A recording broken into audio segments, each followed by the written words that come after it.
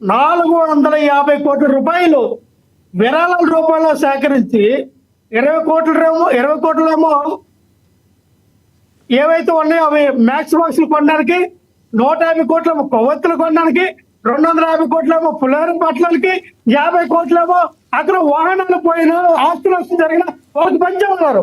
నేను నిన్న కాక మొన్నే విజయవాడ వెళ్తే ఒక ఆటో ఎక్కితే బందర్ రోడ్ లో ఒక ఆటో నాకు చెప్పింది ఏంటంటే, అన్నా నాది ఇది 3వ ఆటోను, 2 ఆటోలు వర్షం కారణంగా బుడమేర కట్ట ఇదైపోతే ఆటోలు పోయినాయి. ఈ ప్రభుత్వం నాకు 50 ఏళ్ళు ఇస్తున్నది, ఇంతవరకు ఒక రూపాయి కూడా నాతో పాటు 152 ఇప్పటికీ ఒక 150 సార్లు కలెక్టర్ తిరుగుతా ఉన్నాం, ఎవరికి ఒక రూపాయి పైసా కూడా ఇవ్వలేదంటే 30% డబ్బులు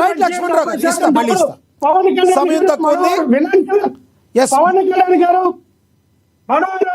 అలాగే నారా లోకేష్ గారు చంద్రబాబు అకౌంట్ లోకి వెళ్ళినాయా? ఎక్కడికి వెళ్ళి 450 కోట్లు ఎవరు తిన్నాడు? దానికి సమాధానం చెప్పండి. లక్ష్మీకాంత్ గారు కంటిన్యూ చేయండి, మీది డిస్కనెక్ట్ అయింది. ప్రెసెంట్ అయితే క్లారిటీగానే ఉంది, మధ్యలో ఎలా ఉంటుందో తెలియదు. కంటిన్యూ చేయండి ప్లీజ్.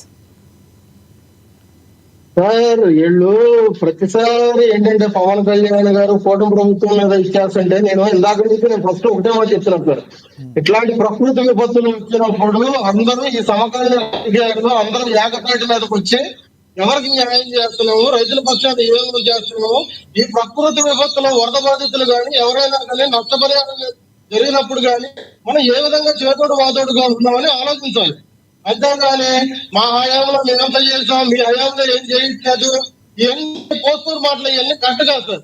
ఎందుకంటే ఒక మాట చెప్తున్నాను, నేను ఇంతకు ముందే నేను అన్నా, గత ప్రభుత్వంలో వీళ్ళు చేసిన అరాచకాల వల్ల వీళ్ళు ఏ మాత్రం రైతులకు ఆదుకోకపోగా, ఎందుకంటే రైతుల పక్షపాతి అని మీరు ఒక డిబేట్ పెట్టారు కాబట్టి నేను స్వయంగా నేను చెప్తున్నాను సార్. రైతుల పక్షపాతి అంటే ఫస్ట్ ఆఫ్ ఆల్ ఆయన సొంత నిధులతో డబ్బులు ఇచ్చిన వ్యక్తి ఏకైక వ్యక్తి పవన్ కళ్యాణ్ గారు. పౌరు రైతులకి జోగుల నుంచి 100 రూపాయలు కూడా ఇవ్వలేని వ్యక్తి జగన్మోహన్ దగ్గర 150 కోట్లు కట్టుకొని 2 కోట్ల రూపాయలు పంచపత్రుల మహానేత పవన్ కళ్యాణ్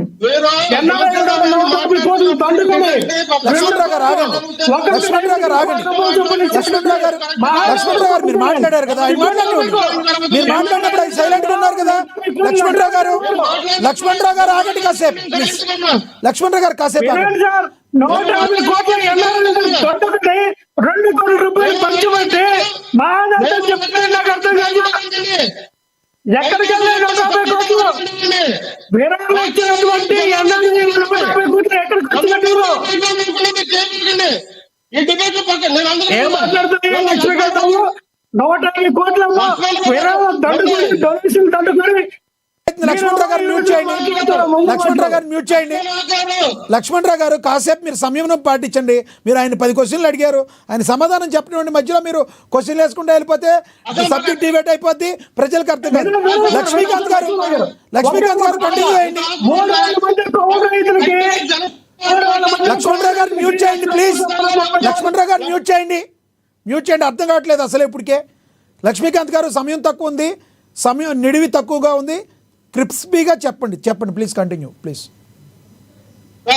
దాన ధర్మాలు చేయాలి, ఇవన్నీ మేము చేసాము, ఇవన్నీ మా పోస్పర్ మాటలు కాదు. ఇట్లాంటి విపత్తులు వచ్చినప్పుడు ఎవరు ఏ విధంగా చేదోడు వాదోడుగా ఉన్నారు ప్రజల పక్షాన. ఇవాళ రోజున కూటమి ప్రభుత్వం పక్కాగా ఎటువంటి కట్టడి చేసి ఒక ప్రాణహాని లేకుండా ఇవాళ రోజున ఈ తుఫాను విషయంలో మేము ముందస్తు చర్యలు తీసుకుని మంచి పని చేశామని చెప్పేసి మెచ్చుకుంటున్నారు ప్రజలు కూడా.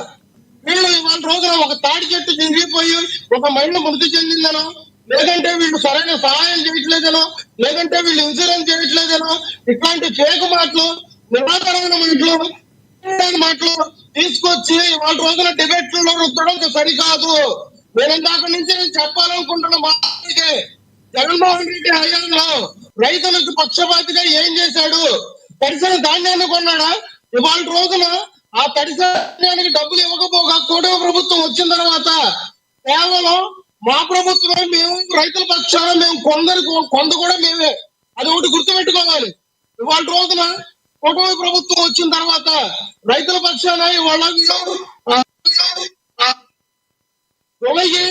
నేను ఇక్కడ చెప్తున్నా చూడండి, 2025 కేంద్ర ప్రభుత్వం స్వయంగా చెప్పింది బెనిఫిషరీ మీరు అంటే రైతులకి మీరు సరైన పథకాలు ఇవ్వలేదు. వాళ్ళ ట్రాక్టర్లు కొనుక్కుంటా అన్నా కానీ, పంపు సెట్లు కొనుక్కుంటా అన్నా కానీ ఇట్లాంటి విషయాల్లో మీరు ఇవ్వలేదు. మీరు ఇవ్వలేదు లక్ష్మీకాంత్ గారు, కాబట్టి ఆ ప్రభుత్వం ఏంటి ఈ ప్రభుత్వం ఏంటి కాదు, ఇప్పుడు మీ ప్రభుత్వం ఎటువంటి స్టాండ్ తీసుకుంటుంది, రైతులకు ఎటువంటి న్యాయం చేస్తారు, కంక్లూడ్ చేయండి 1 minute ప్లీజ్. సమాధానం మనం చెప్పకుండా ఉంటే